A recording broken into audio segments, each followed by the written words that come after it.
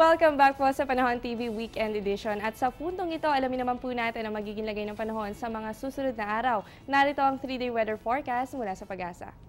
Unahin po natin sa Baguio City, makakaranas po tayo ng mataas na tsansa ng mga pag-ulan at pagkidlat at pagkulog bukas po yan araw ng linggo. Pero pagdating po ng Monday and Tuesday, fair weather po yan po ay bahagya hanggang sa maulap na kalangitan at may kasamang pulupulong pag-ulan o pagkidlat at pagkulog.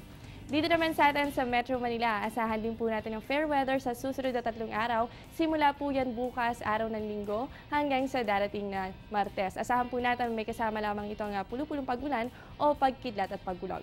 At para naman po sa mga Cebuanos, dyan po sa Metro Cebu, asahan po natin ang occasional rains bukas po yan, Sunday, at pagdating po ng Monday and Tuesday, yan po ay fair weather lamang. Yan po ay may cases na lamang ng isolated rain showers or thunderstorms. At para naman po sa Metro Davao, asahan din po natin ang magandang panahon sa susunod na 3 araw. Yan po ay fair weather at may liban na lamang, may mga tsansa pa rin ng pulupulong pag-ulan o pagkidlat at pagkulog. At para naman po sa Zamboanga City, makakaranas din po tayo ng fair weather simula po bukas, araw ng linggo hanggang sa darating na Martes. Yan po ay bahagya hanggang sa maulap na kalangitan na mayroong pulupulong pag-ulan o pagkidlat at pagkulog. At yan ang 3-day weather forecast mula sa Pag-asa. Huwag po kayong alas at magbabalik muli ang Panahon TV Weekend Edition.